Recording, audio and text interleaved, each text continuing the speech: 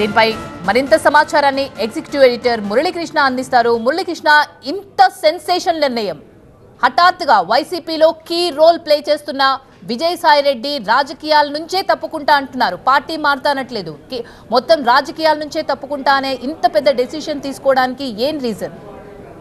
ఖచ్చితంగా చాలా సంచలనాత్మకమైనటువంటి నిర్ణయంగానే దీన్ని చూడాల్సిన అవసరం ఉంది. ఏపీ రాజకీయాల్లో జగన్మోహన్ రెడ్డికి ఎంత ప్రత్యేకమైనటువంటి గుర్తింపు ఉందో అనేక సందర్భాల్లో జగన్మోహన్ రెడ్డికి వెన్నంటి ఉన్నటువంటి విజయసాయిరెడ్డి కూడా అంతే గుర్తింపు ఉంది. సరే, పార్టీలో నెంబర్ 1 ఎవరు, A2గా ఉన్నటువంటి విజయసాయిరెడ్డి లేకపోతే ఆయనతో పాటు ఉన్నటువంటి సజ్జల రామకృష్ణారెడ్డి అనేటువంటి చర్చ చాలా సందర్భాల్లో ఉన్నప్పటికీ కూడా వారిద్దరి మధ్య ఉన్నటువంటి గ్యాప్కి సంబంధించి పార్టీ వర్గాల్లో చాలా రోజులుగా చర్చ జరుగుతున్నప్పటికీ కూడా సాయిరెడ్డి ఈ రకమైనటువంటి నిర్ణయం తీసుకుంటారని చెప్పి పార్టీ వర్గాలు ఇప్పుడు కూడా ఊహించలేదు. ఇది ఖచ్చితంగా వైఎస్ఆర్ పార్టీకి అతిపెద్ద షాక్ అని చెప్పి కూడా అనుకోవాలి. ఎందుకంటే విజయసాయిరెడ్డికి జగన్మోహన్ రెడ్డి కుటుంబానికి ఉన్నటువంటి సాన్నిధ్యం ఈనాటిది కాదు.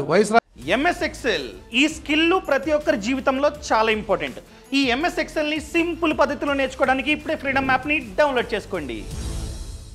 రాజశేఖర రెడ్డి బతుకున్న రోజుల నుంచి కూడా చూసుకుంటే రాజశేఖర రెడ్డి ముఖ్యమంత్రిగా ఉన్నటువంటి రోజుల్లోనే విజయసాయిరెడ్డికి జగన్మోహన్ రెడ్డితో వెన్నంటి ఉండడం, మొత్తంగా సాక్షి సంస్థ ఏర్పాటు చేయడంలో కానీ లేక భారతీయ సిమెంట్స్ ఏర్పాటు చేయడంలో కానీ మొత్తం జగన్మోహన్ రెడ్డికి సంబంధించినటువంటి ఆస్తిపాస్తులకు సంబంధించిన అనేక రకాలైనటువంటి వ్యవహారాలన్నీ కూడా ఆయన ఆడిటర్గా ఉండి జగన్మోహన్ రెడ్డి వెన్నంటి ఉండి ఆ మొత్తం వ్యవహారాలన్నీ కూడా అణువణువు తెలుసున్నటువంటి వ్యక్తి విజయసాయిరెడ్డి. ఆ రోజు సందర్భంలోనే ఆయనకి టీటీడీ మెంబర్షిప్ ఇవ్వడం, టీటీడీ బోర్డు సభ్యుడిగా విజయసాయిరెడ్డికి అవకాశం కల్పించడం, అప్పటి నుంచి ఆయనకి ప్రత్యక్షంగా ప్రజలతో సంబంధాలు మొదలయ్యాయి. ఎందుకంటే అప్పటి వరకు కేవలం ఒక ఆడిటర్గా మాత్రమే పరిచయం అయినటువంటి విజయసాయిరెడ్డి ఎప్పుడైతే టీటీడీ బోర్డులో మెంబర్గా వచ్చారో అప్పటి నుంచి విజయసాయిరెడ్డికి సంబంధించిన రాజకీయ ప్రస్థానం పబ్లిక్లో ఆయన రావడం కూడా మొదలైంది. అప్పటి నుంచి చూసుకుంటే విజయసాయిరెడ్డికి జగన్మోహన్ రెడ్డికి ఉన్నటువంటి సాన్నిధ్యం, ఆ తర్వాత జగన్మోహన్ రెడ్డికి సంబంధించిన ఆస్తుల వ్యవహారం మీద సిబిఐ, ఈడీ కేసులు దర్యాప్తు చేయడం, ఈ మొత్తం వ్యవహారాల్లో జగన్తో పాటుగా సాయిరెడ్డి కూడా జైల్లో ఉండడం, ఈ కేసులన్నింటిలో కూడా విజయసాయిరెడ్డికి సంబంధించినటువంటి పాత్ర అనేది చాలా కీలకం అని చెప్పి అటు సిబిఐ కానీ ఈడీ కానీ ఆరోపిస్తూ ఆయన A2గా జగన్మోహన్ రెడ్డిని A1గా విజయసాయిరెడ్డిని A2గా చేర్చడం, ఇట్లా ప్రస్తావన చూసుకుంటే జగన్మోహన్ రెడ్డికి అణువణువార వెన్నంటి ఉన్నటువంటి వ్యక్తి విజయసాయిరెడ్డి. అట్లాంటి విజయసాయిరెడ్డి ఇప్పుడు రాజీనామా చేయడం అనేది ఖచ్చితంగా పార్టీకి పెద్ద షాకే. దాంతోపాటుగా జగన్మోహన్ రెడ్డి ముఖ్యమంత్రి అయిన తర్వాత ముఖ్యమంత్రి అయ్యేటువంటి క్రమంలో కూడా విజయసాయిరెడ్డి భారతీయ జనతా పార్టీతో నెరిపినటువంటి సన్నిహిత సంబంధాలు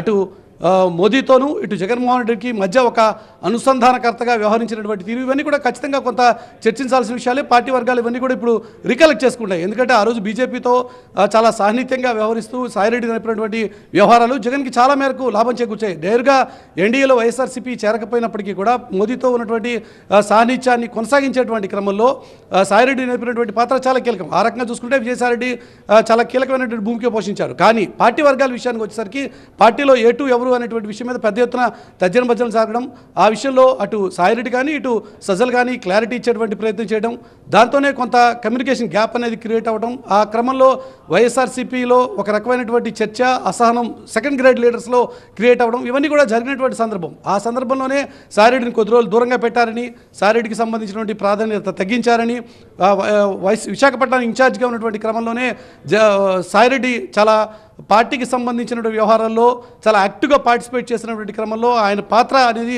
వివాదాస్పదం కావడం, ఆ క్రమంలోనే పార్టీ హైకమాండ్ కొంత అసహనానికి అసంతృప్తికి లోను కావడం, ఇలా చాలా పరిణామాలు జరిగాయి. సాయిరెడ్డికి సంబంధించిన ఈ నిర్ణయం వెనక చాలా పెద్ద తతంగమే నడిచిందని చెప్పి ఖచ్చితంగా చెప్పడానికి ఆస్కారం ఉంది. ఎందుకంటే సాయిరెడ్డి డెసిషన్ ఈ క్షణంలో ఇప్పటికిప్పుడు తీసుకున్నటువంటి నిర్ణయం కాదు.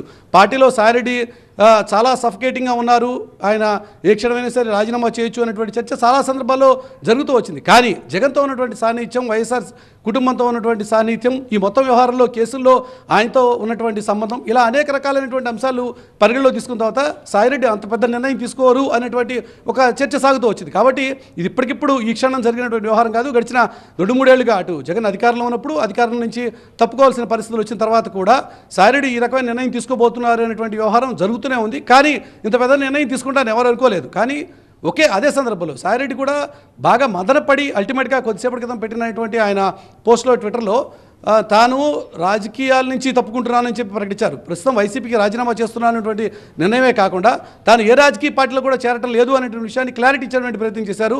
అదే సందర్భంలో కొంత మిగతా పార్టీలతో, ముఖ్యంగా ప్రతిపక్ష పార్టీ అయినటువంటి తెలుగుదేశం పార్టీతో, వీళ్ళకి ప్రతిపక్షంగా ఉన్నటువంటి తెలుగుదేశం పార్టీతో, ప్రత్యర్థి పార్టీగా ఉన్నటువంటి తెలుగుదేశం పార్టీతో తనకి పర్సనల్గా ఏ రకమైనటువంటి విభేదం లేదు చంద్రబాబు కుటుంబంతో అని క్లారిటీ ఇచ్చుకునేటువంటి ప్రయత్నం కూడా చేశారంటే తద్వారా తాను కొంత రాజకీయాల నుంచి పక్కకు తప్పుకుంటాను కాబట్టి ఇంతవరకు చేసినటువంటి విమర్శలు కానీ లేక ఆ పార్టీ మీద చేసినటువంటి ఆరోపణలు కానీ తెలుగుదేశం పార్టీ మీద చేసిన ఆరోపణలు కానీ ఇవన్నీ కూడా పార్టీ లైన్లోనే మాట్లాడాను తప్ప టీడీపీతో తనకు రాజకీయపరమైనటువంటి వైరుధ్యం ఉంది తప్ప వ్యక్తిగతమైనటువంటి వైరుధ్యం వ్యక్తిగతమైనటువంటి శత్రుత్వం చంద్రబాబుతో లేదు అని చెప్పుకునేటువంటి ప్రయత్నం చేశారు.